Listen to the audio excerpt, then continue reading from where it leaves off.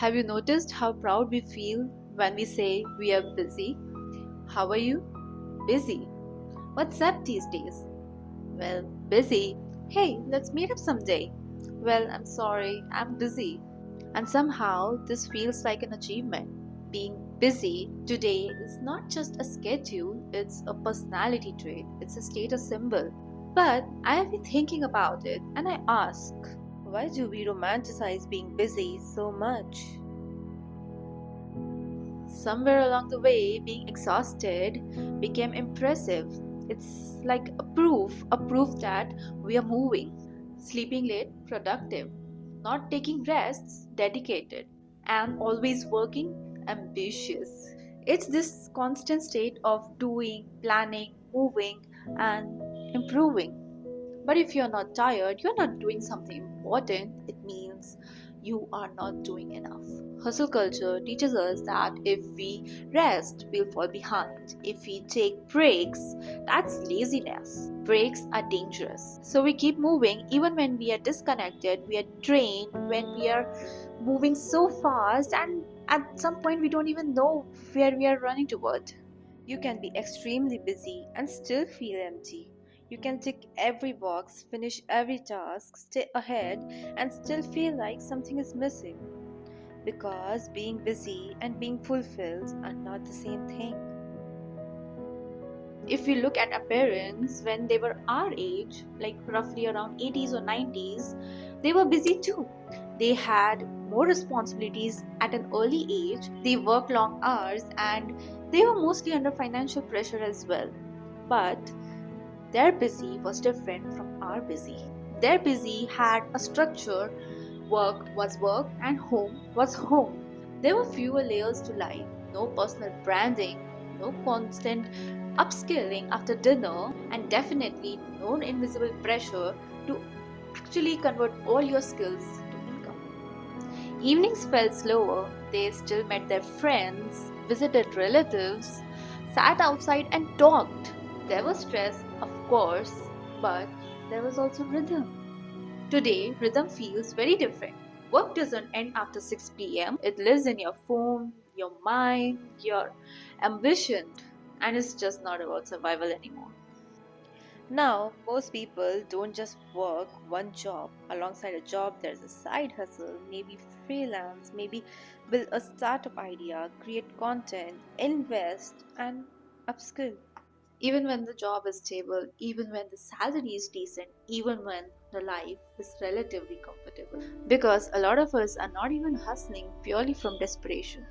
Some of us are, and that's real. The economy is tougher, the housing is expensive, stability is fragile, and competition is so high. But even people from well settled families who are not surviving for basic necessities are constantly pushing themselves. Why? If survival isn't the only reason, then what is? I think the biggest shift is our parents mostly work for stability, and we work for stability, of course, but also for identity. We don't just want to earn, we want something of our own. We want to build a personal brand, we want to be recognized, we want to matter, we want to find purpose. For me, this topic is quite personal. I come from a well settled family. I don't have an immediate crisis of finances, and I know that it's a privilege. I'm privileged enough to do art, I'm privileged enough to do something of my own, and I'm really grateful for that. Not everyone gets such an opportunity to choose, but that privilege doesn't really mean that I'm relaxed. One thing that my family has taught me is very clear that you must be financially independent. Not that you are in danger or something, but future is unpredictable and we don't know what will happen in future. If I have to stand on my own, then what? And being an artist with no backup plan, well, I have to hustle. I know myself, I wouldn't survive a corporate job for more than a week. I know that, and that's why I'm an artist. So it is kind of a survival, but in a different way. So, yes, I hustle and I will probably have to hustle for some time until I'm ready to admit that this is enough. The stability, the money, the lifestyle that I want, that's enough. I don't want to do more. And that's when I stop. But here's what I'm learning. Even while hustling, I can't live in constant urgency because I burn out very easily. If I overwork, my body reacts, my mind shuts down, my creativity disappears, and then the very thing I'm building suffers. So, even in my ambition, I have to remind myself again and again to slow down. So, hustle culture isn't evil, hard work is an enemy, it is not a problem. But hustle, constant hustle without any awareness can be dangerous.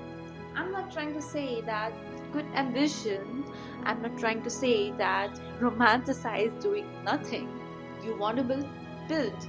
You want to have financial freedom, of course, have that. But I'm trying to say is to remember something very simple.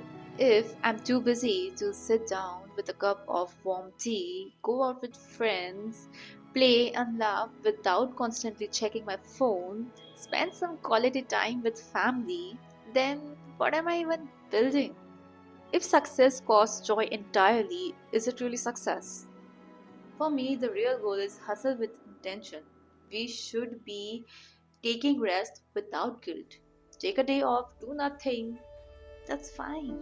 And slowing down doesn't mean that you lack ambition or you're not going forward. It means that you know your capacity. It means you know the difference between good busy and constantly busy. Good busy builds steadily and feels aligned.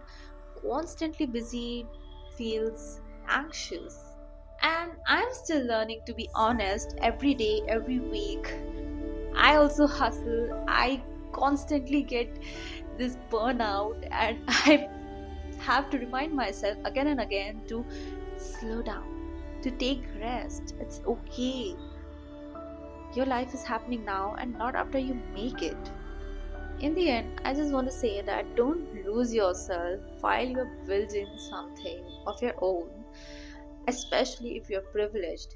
Choose wisely because success hits very different when you are healthy enough to enjoy it.